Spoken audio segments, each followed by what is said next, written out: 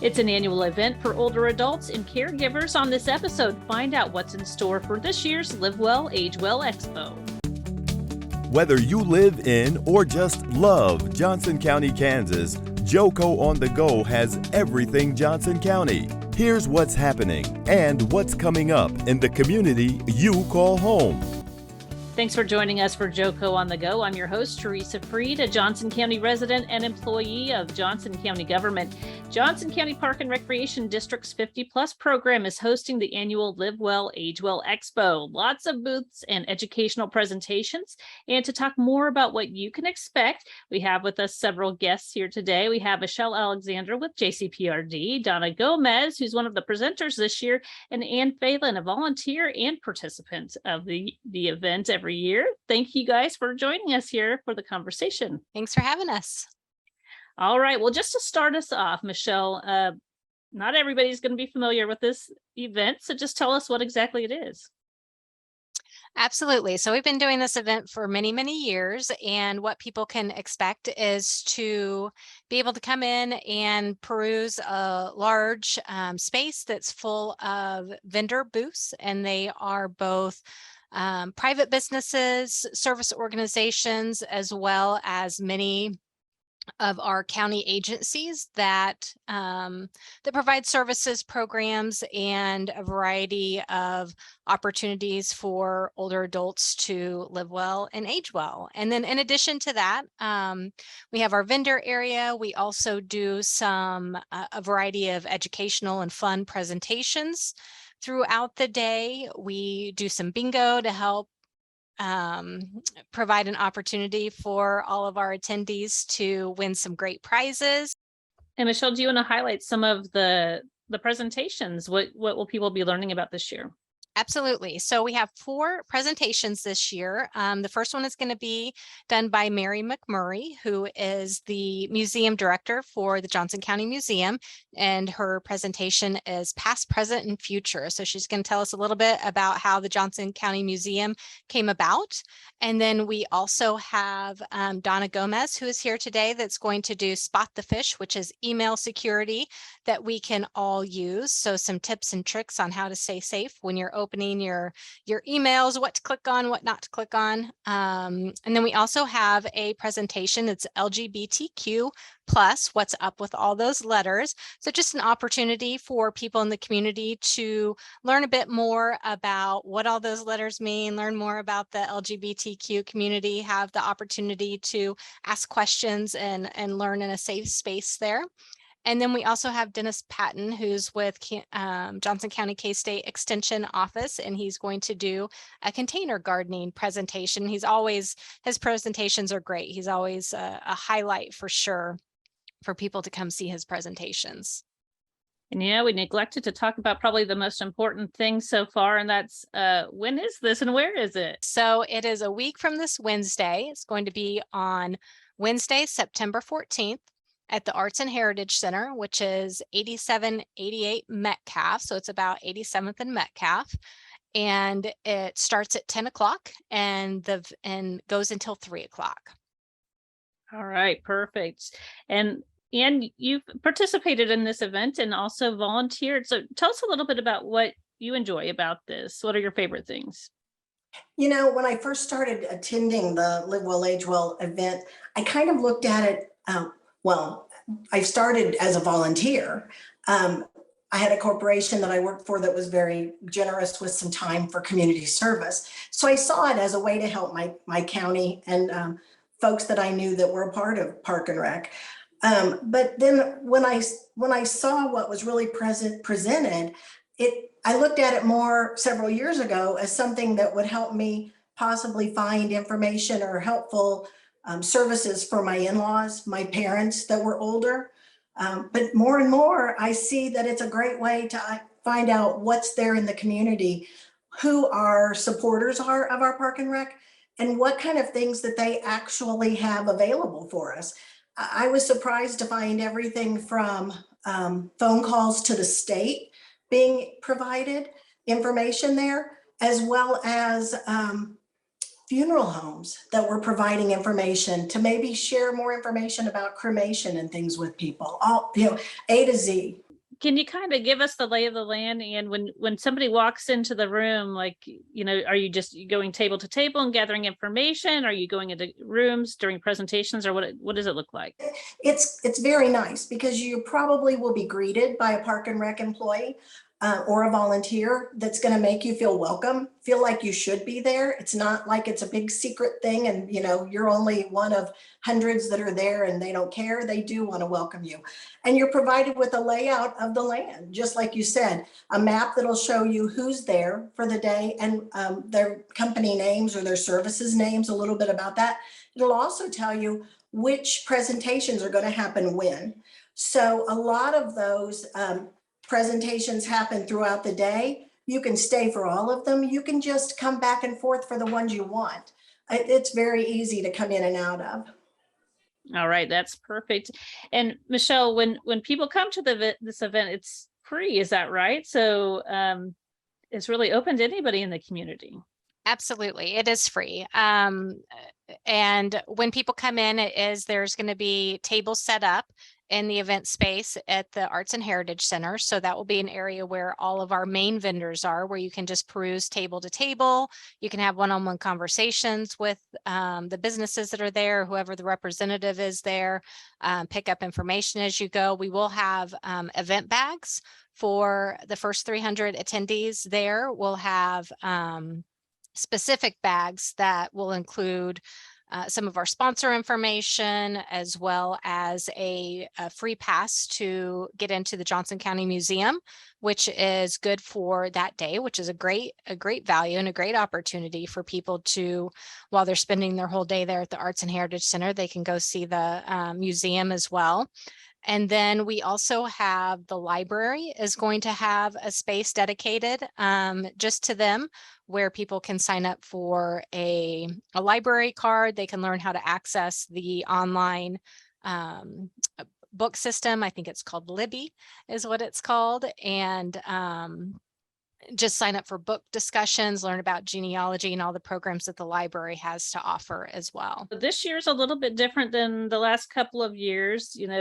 COVID is still around, but people are kind of transitioning back to in-person events, and this is one of those. So can you talk about how this event looked different in the pandemic and how it's going to change this time? For sure.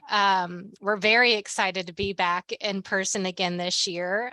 We were thrilled with the turnout that we had the past 2 years when we did do it virtually. We still had really good engagement, really good participation, really good speakers that presented on really great topics. But this year it's just so nice, and it's evident that everybody's ready to be back in person. We have a great turnout for vendors. We have over 40 vendors that will be there that day. And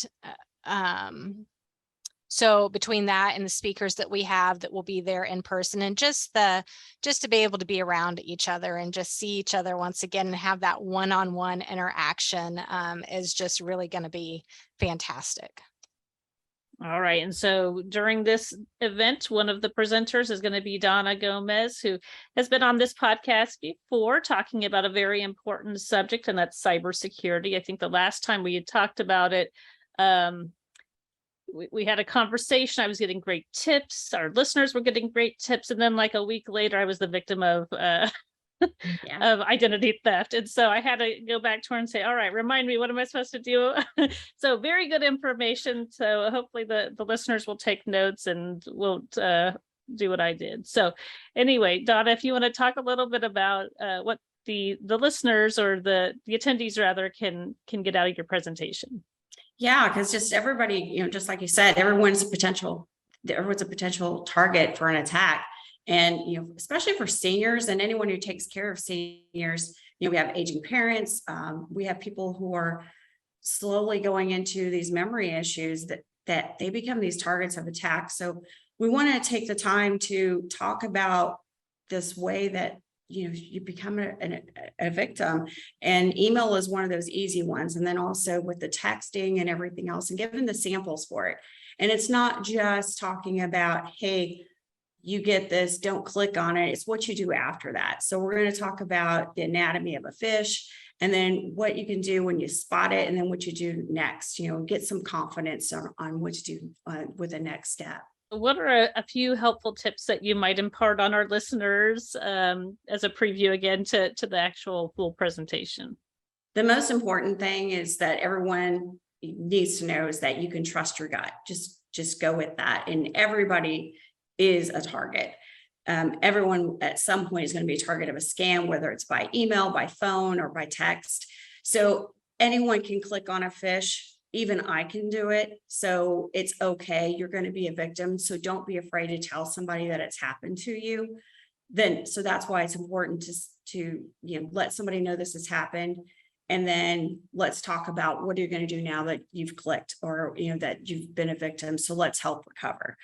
So we're going to talk about that part. And many times when there's a phishing attack, again, it's harder to identify because there's so many account takeovers. So you're going to get an email and it's probably from somebody because their account's been taken over. So we're going to help you look at your account and maybe find out if you've been a victim of a breach that no one let you know about. And that way, let's give you the steps to help you recover your account, just like Teresa talked about. She was a victim of identity theft. What are the steps you need to do to take over your life and take over your accounts?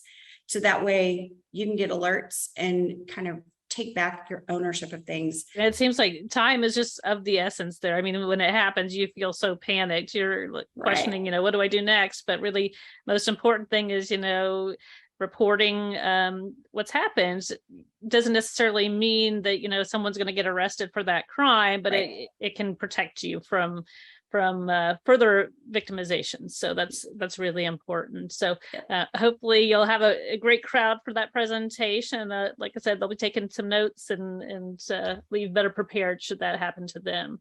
And as a caregiver, is that information that you see being potentially useful? Yes, I sat in on a presentation a couple of years ago when I was there that was given similar, but things change so often. Oh my gosh, what I learned 2 or 3 years ago when we were in person has probably changed so drastically with what Donna can provide to us now. And that seems kind of heavy for some people. Oh, it scares me. I don't want to know about it. I just will pretend I don't have to worry about it. That's not the only presentations you'll find available. Some of them are just things that you need just to, live your life and with other people, like some of the presentations Michelle talked about earlier. That's completely true. I think it's really important, no matter your age. Technology is around us everywhere, and people communicate using their smartphones and email for sure. And so just having those tools to better prepare yourself for when that does happen, I think is great. Great to include that as part of somebody's not having to go and talk to an expert. They're getting that information at this one-stop shop for all things, as you said, helping with the aging process. So again, we just want to remind everybody when and where this is and how they can get involved. If you want to wrap us up with that information, Michelle. Yes, absolutely. So, and you're right, knowledge is power. And that is absolutely what we want to do with this event is arm people with the knowledge that they need to live well and age well. So we look forward to everyone coming and visiting us that day. And it's going to be on Wednesday, September 14th from 10 a.m. to 3 p.m. at the Johnson County Arts and Heritage Center, which is at 8788 Metcalf. Also go to our website, which is www.jcprd.com/livewellagewell written out. And there you can see a full schedule and the times of all of our presentations, everything that's going on, and all the information that you need for that day is right there, lives on that webpage. So please come see us. All right. And as you mentioned, you might want to get there early if you want to be able to get a bag and be one of those first 300 people in the door. Well, thank you all for being here today and sharing this great information. And I know our listeners are, I'm sure, looking forward to coming and meeting you in person and learning more about the conference and all the exhibits and all of that good stuff. And again, just go to the website if you want to check out, maybe when's the time to go to to get information about what you're most interested in. You just heard JoCo on the Go. Join us next time for more Everything Johnson County. Have a topic you want to discuss? We want to hear from you. Follow us on Facebook and Twitter at JoCoGov. For more on this podcast, visit jocogov.org/podcast. Thanks for listening.